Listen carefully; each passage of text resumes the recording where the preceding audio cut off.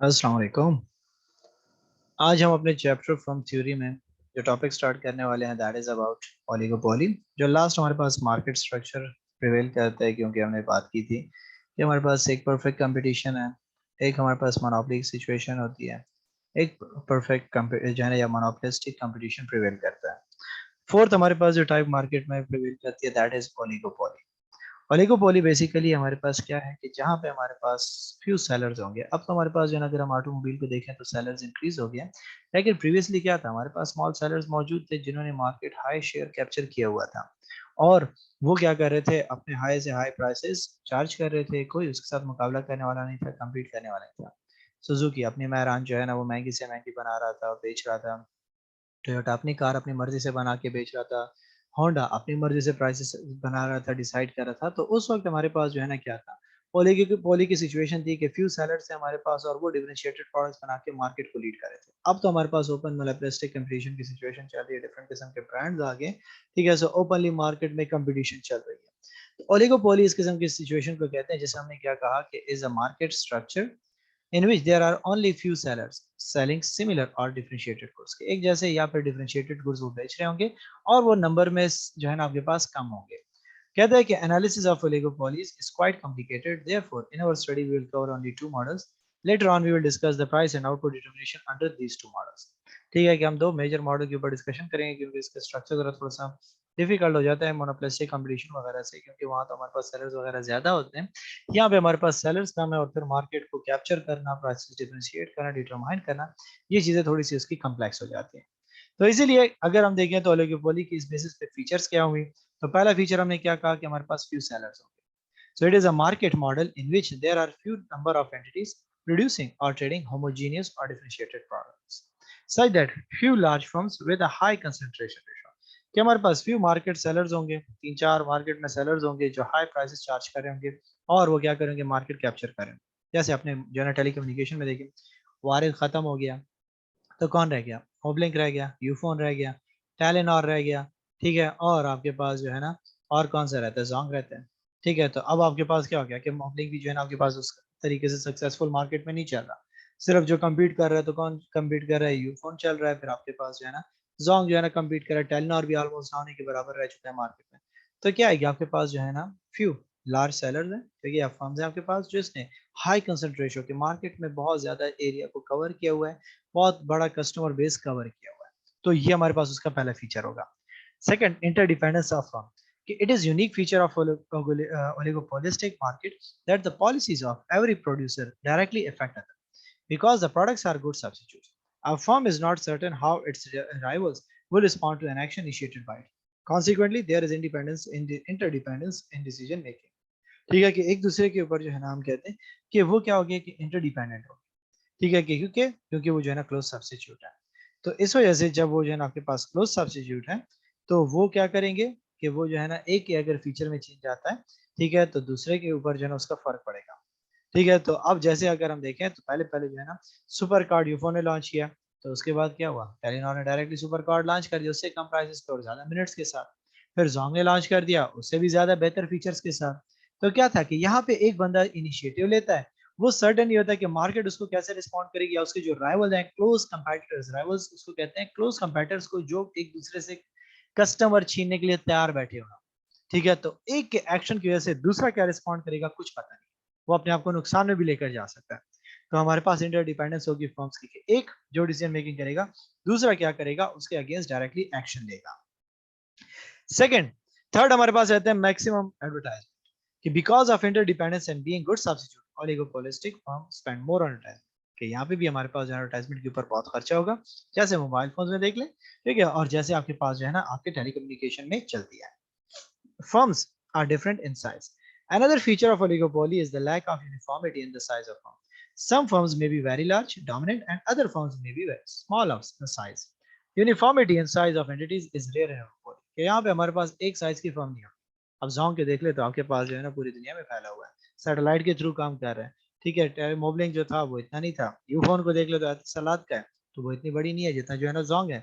तो क्या हो रहा है कि आपके पास जो है ना हर एक फर्म डिफरेंट डिफरेंट साइजेस पे चल रहा है। मोबलिंक जो है ना उसके अपने साइज है, फिर क्या यूफोन है तो वो जो है ना हो सकता है इंटरनेशनली हो, या फिर वो जो है ना आपके पास सिर्फ अफगानिस्तान और इन कंट्रीज में या दुबई सऊदी के साथ कनेक्टेड हो, जोंग का उससे ज्यादा एरिया कवरेज हो।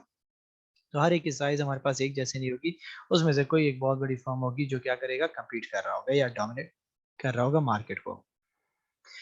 नेक्स्ट हमारे पास कहते हैं इनडिटर्मिनेट डिमांड कर कि since oligopoly under oligopoly the exact behaviour pattern of a producer can not be ascertain, the demand curve can not be drawn accurately and with definiteness. ठीक है कि आपके पास हमें जब पहले से ये बात कर ली कि वहां पे हमें ये नहीं पता कि हमारा जो राइवल है या हमारा प्रोड्यूसर है वो किस तरीके से रिएक्ट करेगा, तो क्या सिचुएशन में और कैसे जो है ना बिहेव करेगा, तो इसलिए डिमांड करवा हमारे पास उस तरीके से एक्यूरेटली नहीं बन सकता। क्योंकि अगर जैसे मैंने कहा सुपर कार्ड है तो एक ने लॉन्च कर दिया, दूसरा सडनली जो है ना सुपर कार्ड लॉन्च कर देता है, अब उसके जो है ना इसके ऊपर क्या इफेक्ट पड़ेगा, इलास्टिक होगा इनइलास्टिक होगा, कुछ ऐसी श्योरिटी नहीं है। हम खुद क्या करेंगे उसके जो है ना एजम्पशन बेसिस पे डिफाइन करेंगे कर्व किस तरीके से बनेगा। हैवी बैरियर्स फॉर एंट्री, कोई भी इतना आसानी से मार्केट में एंट्रेंस नहीं कर सकता। One of the most important features of oligopoly is the existence of barriers such as patents or copyrights, requirement of large capital, control over essential inputs, etc.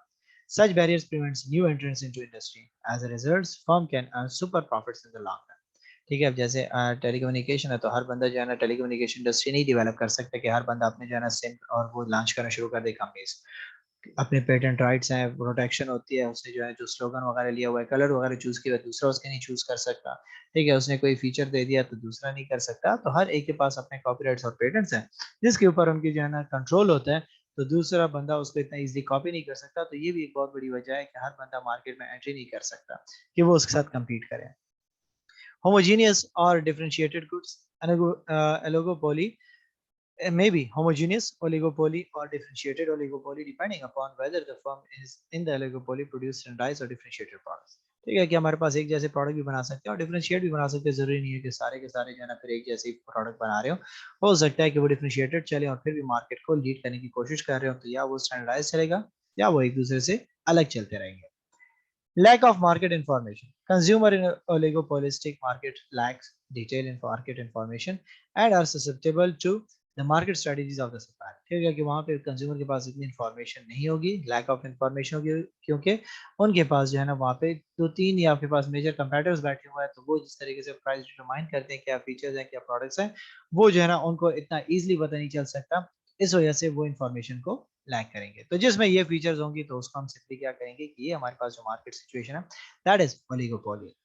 इसकी एग्जांपल उन्होंने दी है, जैसे मैंने आपको बता दिया, मीडिया इंडस्ट्री हो गया, आपके पास चैनल्स वगैरह और ये चीजें हो गई हैं। ऑटोमोबाइल की एग्जांपल दी मैंने, एयरलाइंस में आप देख ले पीआईए वगैरह है।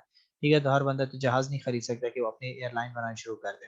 सेलर की एग्जांपल में थ्रू आउट दी बेवरेजेस हो गया, आपके पास पेप्सी और ये सारे के सारे। तो हर एक बंदा अपने लेवल पे कम्पीट कर रहा है। तो इसी के बेसिस पे हमने कहा कि हमारे पास जो है ना दो मेजर स्ट्रक्चर्स को स्टडी करेंगे। तो उसमें हमारे पास जो है ना सबसे पहला आ जाता है कोलिजिव ओलिगोपोली। कहता है कि as a price under oligopoly are highly dynamic and unpredictable, firms often establish a collusive agreement, although at present such collusion or price cartels are illegal in some countries, few firms consider such agreement as a need of the hour। ठीक है कि आपके पास जो है ना situation क्या होती है कि जब हमारे पास जो है ना प्राइस जो है ना हमारे पास इस किस्म की नहीं हो सकती, प्राइस वॉर की सिचुएशन शुरू हो सकती है। ठीक है, कोई भी एक दूसरे के साथ जो है ना प्राइस एक दूसरे के साथ डील करते करते जो है ना अपने आप को लॉसेस में भी लेकर चला जा सकता है। तो इसीलिए ये लोग क्या कर लेते हैं, आपस में एग्रीमेंट कर लेते हैं कि यार हमने क्या करना है कि ये प्राइसेस रखनी होगी। जैसे आप बोर्ड बाजार में चले जाओ तो पहले आपके पास सिचुएशन क्या होती थी कि हर एक बंदे की अलग अलग प्राइसेस मिलती थी। अब क्या है, आप जाओगे एक बंदा जो है ना 50 रुपए के टमाटर बता रहा है तो अगले भी 50 का बताएगा, तीसरे 50 का बताएगा, चौथा भी बताएगा, पांचवे को उसने कह दिया होगा कि तुम जो है ना 45 से बेचो। अगर वहां तक कोई पहुंच जाता है तो खैर 5 रुपए थोड़े से कम कर दो, कस्टमर हाथ से नहीं जाना चाहिए। तो क्या हुआ कि उन्होंने आपस में कोलूसिव एग्रीमेंट किया होता है कि मिलकर एक बाहमी एग्रीमेंट किया हुआ है कि हम क्या करेंगे, एक ऐसे प्राइस जो है ना डिटरमाइन करेंगे जो हमें नुकसान ना दे।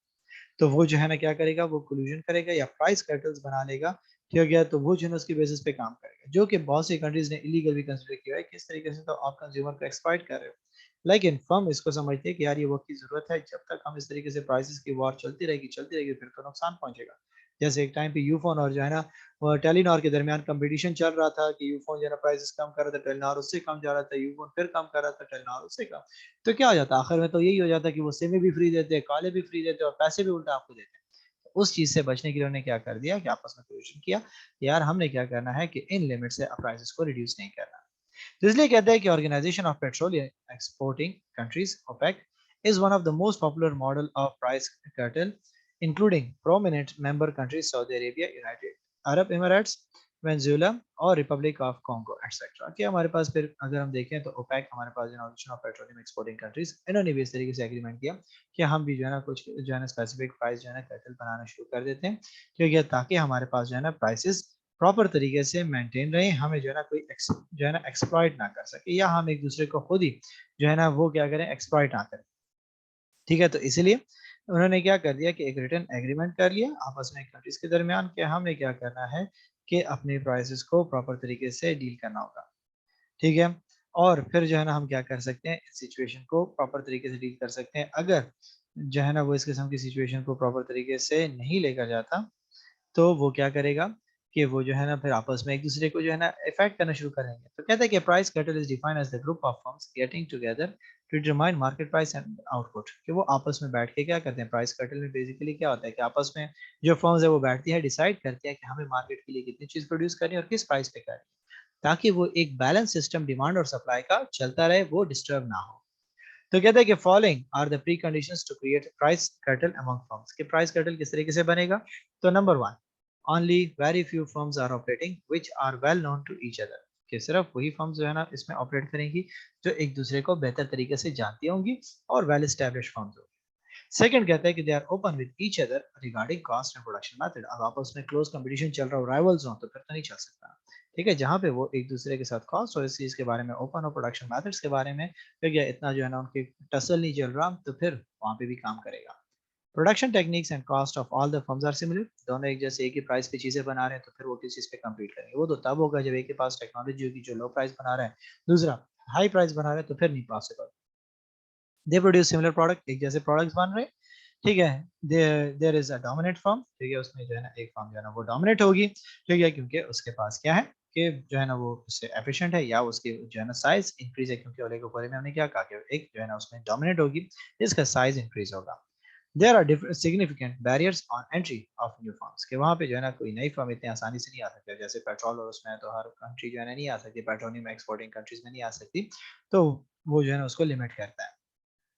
The market is stable, there is no price war and price revolution. कि कोई भी प्राइस वॉर नहीं चल रही, कि प्राइसेस कम कर दे, जो मुकाबला चल रहा है, ठीक है, आपस में राइवलरी चल रही है कि एक दूसरे को नुकसान पहुंचा के भी तावान में भी जो है ना चीज बेचो, लेकिन बेचनी है क्योंकि हमें कम्पीट करना है। तो इस किस्म की सिचुएशन नहीं होगी, एक स्टेबल किस्म की मार्केट चलेगी, प्राइसेस एक जैसे के साथ चल रही होगी। Non intervention by the government to handle pollution. और गवर्नमेंट की कोई भी इंटरवेंशन नहीं चलेगी कि वो इन चीजों को बाउंड करे, इनको रोके कि आप लोगों ने पोल्यूशन नहीं करना, या आपने जो है ना एक दूसरे के साथ नहीं चलना। तो इस सिचुएशन को जब हम ग्राफिकली ड्रा करते हैं, तो हमारे पास सिचुएशन कुछ इस तरीके से ड्रा होगी। वो किस तरीके से ड्रा होगी, कहते हैं कि जैसे हमारे पास जो है ना प्राइस है, तो अब हम देखें तो हमारे पास कहता है कि in the above graph free market price would be PM and quantity supplied will be QM. हमारे पास जो है ना ओपन मार्केट को अगर हम देखें, तो हमारे पास जो है ना पीएम सिचुएशन चल रही है। ठीक है, यहाँ पे इक्विलिब्रियम की सिचुएशन हमारे पास चल रही है, डिमांड और सप्लाई एक दूसरे से मर्ज करें तो मार्केट के लिए वही प्राइस सूटेबल है जिस पे डिमांड और सप्लाई हमारे पास बराबर चल रही है। However, the cartel decide on a price PC which may be established by restricting supply to QC by use of the quota on its members। कि वो जो है ना क्या करता है, प्राइस कर्टल की तरफ आ जाता है। वो कहता है कि हमने अपनी सप्लाई को कम कर दिया है, तो वो जो है ना जब सप्लाई को कम कर देता है, प्राइस इंक्रीज कर देता है। तो अब हमारे पास देखें तो सप्लाई यहाँ पे आ रही है, क्योंकि यह कम हो गई है।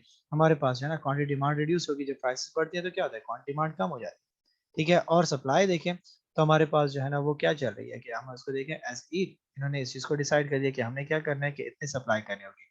तो इसके बेसिस पे हमारे पास क्या हुआ सिचुएशन, कहता है कि this create the problem of potential over supply because at price PC a member of the cartel might be tempted to maximize its own profit by producing at output QS। कि हमारे पास क्या आ रही है situation, यहाँ पे देखिए surplus आ रही है। ठीक है, सप्लाई हमारे पास यहाँ पे जा रही है, डिमांड हमारे पास सडनली यहाँ पे आ गई है, तो दोनों के दरमियान डिफरेंस आ गया, तो ओवर हमारे पास प्रोडक्शन होना शुरू होगी, ओवर सप्लाई शुरू होगी। तो अब वो क्या करेगा, अपने प्रोडक्ट को आउटपुट को कंट्रोल करने की कोशिश करेगा।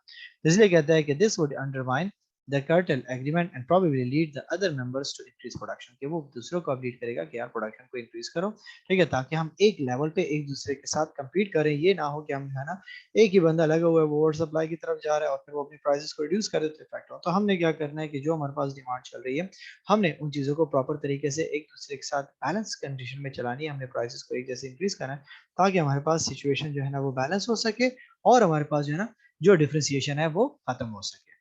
तो कहते हैं कि प्राइस कर्टल में be harmful to the society because of the following reason. Number one, high prices. Cartel members keep prices high deliberately through agreement. Member firms generate super profit on the cost of buyers. ठीक है कि high prices से नुकसान क्या होगा कि जब prices ज्यादा होने शुरू हो जाएंगे एग्रीमेंट कर लेंगे तो आपके पास जो मेंबर फर्म है वो जो है ना क्या करेंगे, वो तो प्रॉफिट ज्यादा अर्न करेंगे, लेकिन लोग क्या करेंगे, ठीक है कि वो जो है ना प्राइसेस को डेलिबरेटली हाई रख रहे हैं, ठीक है, एग्रीमेंट के थ्रू पे, तो वो जो है ना ज्यादा प्रॉफिट की तरफ जा रहे हैं। ठीक है, तो इस वजह से कॉस्ट ऑफ बायर जो है ना वो उसके लिए मसला बन जाएगा। Lack of lucidity. Members may agree to hide prices or withhold information such as hidden charges in credit card transactions. Members क्या करेंगे, वो जो है ना जैसे आपके पास यूफोन और उसके ऐड में क्या होता है कि वहाँ पे लिखा होता है कि जी सबसे सस्ती तरीन कॉल जो है ना 15 पैसे में या 20 पैसे में, नीचे उसके साथ उन्होंने बहुत ही छोटा सा लिखा होता है कि जितने इतने टैक्सेस ये लगेंगे तो कॉल आपकी 2-3 मिनट तक पहुंच जाती है। तो वो चीज़ छुपाए होते हैं उन्होंने। Restricted outputs in order to increase market price.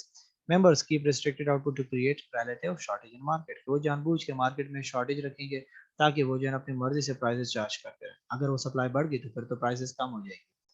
Poor quality goods as under collusive oligopoly. Members have a set price for their products, so they do not bother to improve quality of products individually. कि वो जो है जानबूझ के quality को कम रखेंगे क्योंकि quality जिसने इंप्रूव करी तो फिर कंपटीशन शुरू हो गया, तो वो एक ही दूसरे के साथ बराबर चलने के लिए क्या करेंगे, क्वालिटी को रिड्यूस रखेंगे। बी कहता है कि नॉन कोल्यूसिव जब हमारे पास सिचुएशन होगी ओलिगोपोली की तो उसमें क्या होगा, कहता है कि non collusive oligopoly is a form of market in which few firms have nearly equal market share and selling similar goods. Each firm is independent regarding the price and output policy, as all the firms have almost equal share in market. Therefore, they try to increase their market share through competition with each other, which is termed as price war. कि उसका opposite है ना, वहाँ पे तो सारे मिलके एक दूसरे के साथ काम कर रहे हैं, मिलजुल के प्राइसेस सब कुछ डिटरमाइन कर रहे हैं। जब वो आपस में मिलजुल के काम नहीं करेंगे तो क्या होगा, प्राइस वॉर चलेगी, आपस में एक दूसरे के साथ compete करेंगे, मार्केट शेयर कैप्चर करने की कोशिश करेंगे, मेरा मार्केट में से हिस्सा ज्यादा और दूसरा दूसरे से ज्यादा करेगा और उसमें प्राइस वॉर चलती रहेगी, एक दूसरे से प्राइसेस इंक्रीज करके by one get one free और इस किस्म के ऑफर्स चल के वो मार्केट को चलाएंगे। सेकंड मॉडल हमने क्या कहा, हमने कहा कि king demand curve. King demand curve is described as a special model of non-collusive oligopoly, where the mutual interdependence of oligopolistic firms increase the prices uncertainty. Unpredictable reactions of rival firms against any price change initiated by the firm coexist in such markets. This action is unpredictable. This action and unpredictable reaction of the rival firms creates a unique demand curve, king demand curve, and a marginal revenue curve, which complicate the price and output determination process. क्योंकि जब हमने क्या कहा कि हमारे पास जब oligopoly की situation चल रही है, छोटी मोटी फर्म्स हमारे पास जो है प्रिवेल कर रही है, तो वहां पे प्राइसेस डिटरमाइन करना बड़ा मुश्किल हो जाता है। तो एक किस तरीके से बिहेव कर रहा है, दूसरा उसके जो है ना किस तरीके से रिएक्ट कर रहा है, उसको हम डिटरमाइन नहीं कर सकते। इस किस्म के जहाँ पे मार्केट में हमारे पास प्राइस चेंज के ऊपर रिएक्शन आएगा, ठीक है, दूसरा उसका जो राइवल है या कंपेटिटर है वो किस तरीके से रिएक्ट करेगा, वो हमारे पास अनप्रेडिक्टेबल है। और इस अनप्रेडिक्टेबल जो है ना सिचुएशन की वजह से जो हमारे पास डिमांड कर्व बनेगा उसको हम कहते हैं किंग डिमांड कर्व, और इसको हम जो है ना कहेंगे मार्जिनल रेवेन्यू कर्व। ठीक है, तो हमारे पास जो है ना क्या हो जाएगा कि जहाँ पे प्राइस और आउटपुट डिटरमाइनेशन प्रोसेस बड़ा मुश्किल हो जाता है कि किस तरीके से सिचुएशन चलेगी। So कहते हैं for further explanation we use a hypothetical model in which there are 5 major firms A, B, C, D, E within a market. It is further assumed that firms have no hidden or open curtain. Because of this, every firm is independent in its own economic decision. ठीक है कि एक hypothetical situation ली, 5 firms हैं और वो हमने कहा कि उसके कोई भी हिडन या ओपन कर्टल नहीं है, आपस में कोई भी मुशावरत नहीं है, आपस में उन्होंने कोई भी जो है ना गैदरिंग नहीं की, प्राइस डिटरमिनेशन नहीं की, हर एक फर्म जो है ना वो क्या है, हर एक लेवल पे डिसीजन मेकिंग में इंडिपेंडेंट है। So assuming price P static in the market as all the firms are independent, it is if a firm, suppose firm A, decide to change its price, then there will be two possible reactions strategies from its rival firm B, C, D, E. ठीक है कि आपके पास क्या हो गया, let's say एक है firm ए, उसने क्या कर दिया, प्राइस को चेंज कर दिया। अब दो चांसेस हैं आपके पास, क्या हो सकता है कि जो उसके कंपेटिटर्स हैं बी सी डी ई, वो उसमें से एक भी रिएक्शन कर सकते हैं। Either rival will match price P static initiated by the firm, या उसके बराबर प्राइस कर दे कि वो 50 रुपए की चीज थी 45 कर दी, ये भी 45 कर देगा, या फिर और the rival will ignore any price change by the firm, और या वो कहेगा कि अपना काम करे, 45 का बेचता है बेचे, मैं प्राइस चेंज नहीं करने वाला, मैं इसके साथ मुकाबला नहीं करने वाला। तो दो किस्म की सिचुएशन हमारे पास हो सकती है। तो कहता है कि इसी बेसिस पे हम एज्यूम कर लेते हैं पहली सिचुएशन कि assume that if firm A reduces its price and rival firm will do the same, the market share will be distributed proportionally among all the firms as there is no reason to increase share of any particular firm. Resultantly, the demand curve will become relatively inelastic. ठीक है कि A ने कम कर दिया तो B ने कम कर दिया, तो दोनों का फर्क आपस में जो है ना होने के बराबर रह गया। उसने 5 रुपए प्राइस कम की थी, इसने भी 5 कर दी, तो फिर कस्टमर तो कहीं से कहीं नहीं गया ना, तो हमारे पास सिचुएशन क्या हुई, वही इनइलास्टिक रही। Conversely, if firm A initiates a price increase, the rival firm ignores it. It will cause a substantial decrease in demand for firm A. Consequently, the demand curve will become more elastic. लेकिन जहाँ पे situation क्या है कि A ने कीमतें बढ़ा दी, तो फिर हमारे पास क्या हो जाएगा, B ने तो प्राइसेस नहीं बढ़ाएंगे, B C D E ने तो नहीं बढ़ाई, तो वहां पे A के जो है ना कस्टमर मूव होके कहाँ जाएंगे, वो B C D E की तरफ मूव होना शुरू हो जाएंगे, और यहाँ पे उसका डिमांड कर्व जो है ना वो रिड्यूस हो जाएगा, तो इसीलिए सिचुएशन इलास्टिक हो जाएगी। तो ग्राफिकली इस चीज को अगर हम देखें तो हमारे पास हमने कहा कि पी स्टैटिक प्राइस हमारे पास प्रिवेल कर रही है, एवरेज रेवेन्यू को देखें तो हमारे पास यहाँ पे प्रिवेल कर रही है, नॉन मैचिंग प्राइस हमारे पास जब सिचुएशन थी तो ये एरिया है जहाँ पे हमारे पास प्राइस मैच नहीं कर रही। यहाँ पे हम देखें प्राइस मैचिंग हमारे पास मार्जिनल कॉस्ट की सिचुएशन प्रिवेल कर रही है, मार्जिनल कॉस्ट को देखें इंक्रीजिंग ट्रेंड में चल रही है, मार्जिनल रेवेन्यू को देखें तो हमारे पास क्या हो रही है, डाउन हो रही है, क्यों स्टैटिक पे।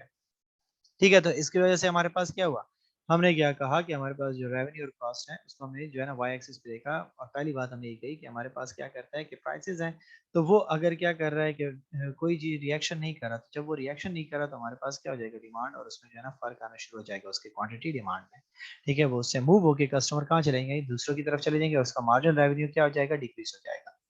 और अगर वो प्राइस मैचिंग की तरफ जा रहे हैं तो मार्जिनल कॉस्ट का इंक्रीज होना शुरू हो जाएगा और एक्सपेंशन की सिचुएशन आना शुरू हो जाएगी। तो इसलिए कहता है कि price increase, ignorance to price change, elastic demand curve such that elasticity is greater than 1. So if the oligopolistic firm increases price above P static, the rival will maintain their price in order to make the firm lose customer. Demand will move along the more elastic portion of the demand curve to the left of Q static. ठीक है कि हमारे पास क्या हो जाएगी situation के, अगर वो प्राइसेस को जो है ना क्या करता है, इंक्रीज करता है, ठीक है, यहाँ पे आ जाता है, जब वो यहाँ पे प्राइसेस की तरफ आ जाएगा तो सिचुएशन हमारे पास चेंज होगी कि नहीं होगी। ठीक है, जब प्राइसेस इंक्रीज होती है डिमांड हमारे पास क्या होगा, वो कम हो जाएगी, तो वो लेफ्ट की तरफ मूव होना शुरू हो जाएगा। ठीक है, क्यू स्टैटिक के लेफ्ट में चला जाना शुरू हो जाएगा, यहाँ पे आ सकता है, यहाँ पे आ सकता है, यहाँ पे आ सकता है, कहीं पे भी लाई कर सकता है। Price decrease matching to price change, less elastic demand curve such that elasticity is less than 1. So if the oligopolistic firm cuts price below P static, then rivals will cut price too, and hence there will be little or no increase in demand. Demand will move along the less elastic segment of the demand curve to the right of the stack. ठीक है कि जब उसने price को कम कर दिया तो दूसरे ने भी प्राइस कम कर दी, तो बहुत ही माइनर सा फर्क है क्योंकि दोनों एक दूसरे के साथ क्या स्विचिंग करेंगे, ऑलमोस्ट एक ही जैसी तो प्राइसेस चल रही हैं, तो जो कस्टमर पहले इसकी प्रोडक्ट ले रहे थे स्टिल वो उसी के प्रोडक्ट लेंगे, दूसरे की तरफ मूव नहीं करेंगे। तो कहते हैं कि the slope of demand curve of a firm initiating price change is quite different because it depends upon the reaction of the rival firms. As in the graph above, output of Q steric or any price higher than P steric, the firm will ignore the price change and cause the demand curve relatively elastic. कि हमने क्या कहा कि हमारे पास जो है ना price जहाँ पे इनिशिएटिंग चेंज आ रहा है, तो वो दोनों की सिचुएशन हमारे पास बहुत चेंज है क्योंकि वहाँ पे डिपेंडेंसी किस पे, राइवल फर्म किस तरीके से रिएक्ट करता है। और कहते हैं कि जैसे अगर हम क्या करते हैं कि हमारे जो है ना क्वांटिटी क्यों से कम हो जाती है या प्राइस हमारे पास जो है ना बढ़ जाती है, तो दूसरे फर्म्स जो है ना उसको इग्नोर करेंगे ताकि वो ज्यादा कस्टमर को अट्रैक्ट कर सकें, तो वहाँ पे इलास्टिसिटी ज्यादा हो जाएगी। और कहते हैं कि for any output beyond Q star or any price lesser than P star, the variable will firm edge and follow this price cut, which can cause relative inelastic demand curve. तो जाहिर सी बात जब प्राइस वो कम करेगा तो फिर तो customer उससे भागेंगे ना, तो वो कस्टमर को रिटेन करने के लिए बाकी भी क्या कर देंगे, अपने प्राइसेस को रिड्यूस करना शुरू कर देंगे, और वो क्वांटिटी हमारे पास जो है ना वो क्यू स्टार से इंक्रीज होकर राइट साइड पे जाना शुरू हो जाएगी। So consequently, the demand curve for oligopolistic firm will become a band shaped and termed as kinked demand curve, where the band occurs at the existing price P steric and the corresponding quantity Q steric. The band in the demand curve breaks the marginal revenue curve into two different segments. कि हमारे पास क्या हुआ situation कि जब वो जो है ना इस तरीके से रिएक्ट कर रहे हैं फर्म के बेसिस पे और राइवल के साथ वो जो है ना कम्पीट कर रहे हैं, तो फिर वहां पे हमारे पास जो है ना जो डिमांड कर्व होगी वो बैंड होना शुरू हो जाएगी और उसकी सिचुएशन हमारे पास जो है ना चेंज होना शुरू हो जाएगी। जैसे हमने यहाँ पे देखा तो प्राइस मैच के साथ वो दूसरी सिचुएशन की तरफ जा रहा है, जो है ना या प्राइस को जो है ना मैच नहीं कर रहा तो उसकी अलग सिचुएशन जा रही है। तो डिमांड कर्व को देखें या एवरेज रेवेन्यू को देखें तो इस तरीके से आ रहा है, फिर सडनली डाउन हो गया। मार्जिनल रेवेन्यू को देखें तो यहाँ से कंटिन्यू होकर वहां पे खत्म हो गया। तो हमारे पास एक अजीब किस्म की जो है ना उसकी शेप बनेगी, उसको हम क्या कहते हैं, किंक्ड डिमांड कर्व कहते हैं। तो फायदा क्या होता है हमारे पास मार्केट में अगर ओलिगोपोली की सिचुएशन हो, तो कहता है कि members of oligopoly might be able to set prices, तो दिस माइट बी इलीगल कि मेंबर्स जो होंगे ओलिगोपोली के वो आपस में खुद प्राइसेस सेट करेंगे, ऑल्दो वो क्या है, इलीगल है, लेकिन वो इस चीज का फायदा उठाएंगे। Second, oligopolistic firms are able to make large profits as there are few players in the market। मुनाफा ज्यादा कमाएंगे क्योंकि पहले जैसे ऑटोमोबाइल की थी तो कोई उसके मुकाबले में था नहीं, फुल प्रॉफिट अर्न कर रहे थे। Barriers to entry allow an oligopolistic firm to maintain profits in long term, कि वो लॉन्ग टर्म में भी ऐसी प्रॉफिट अर्न करते जाएंगे क्योंकि कोई और उसके कंपटीशन में आ ही नहीं सकता। Customers are easily able to make price comparison among the few players existing in the market and this may lead to competitive price। कि कस्टमर इजीली वो प्राइस कंपैरिजन करेगी कौन सा अच्छा है कौन सा सही नहीं है। तो जहाँ पे जो प्राइस में थोड़ा सा वो करेगा, कंपटीशन में प्राइस को रिड्यूस करेगा, वो डायरेक्टली स्विच होकर उसकी परचेज करेंगे। Stable price in market make planning easier for both supplier and customer. और फिर जहाँ पे हमारे पास जो है ना वो क्या कर देते हैं कि आपस में कर्टल्स वगैरह बनाना शुरू कर देते, तो फिर वहाँ पे जो है ना जब प्राइस स्टेबल चलेंगी तो सप्लायर और कस्टमर के लिए आसान होगा कि क्या चीज़ खरीदनी है क्या चीज़ नहीं खरीदनी। और लास्ट में हमारे पास ओलिगोपोली के कुछ डिसएडवांटेजेस भी हैं।